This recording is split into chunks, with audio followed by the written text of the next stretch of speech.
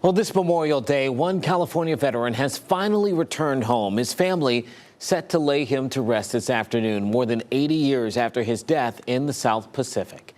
Here's ABC's Alison Kosik.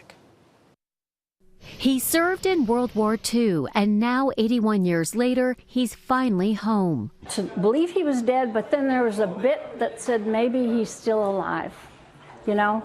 And so we didn't have the closure, but now we have the closure. U.S. Army Air Force Lieutenant Thomas Kelly of Livermore, California, known to his family as Toby, deployed to Papua New Guinea back in March 1944. Just days later, his plane was shot down. His first cousin, Sandy, was 3 years old at the time. Growing up, she says it was too painful for the family to talk about Toby's death.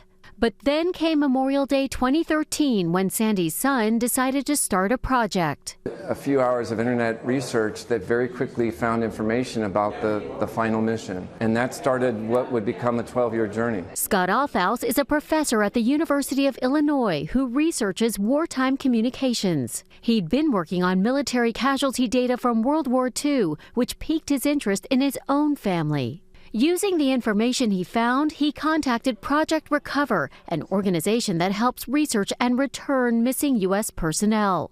We were fortunate that in spite of the catastrophic nature of the crash, that enough of it was held together to be able to do the recovery. With the help of the Navy, the organization used advanced robotics to search Hansa Bay in Papua New Guinea, and they found Toby's plane. It was 215 feet underwater. DNA testing later confirmed the remains inside were his. And this past Friday, his body was finally returned home. He sacrificed so we could be free.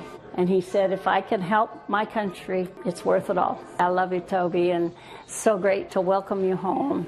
Alison Kosik, ABC News, New York.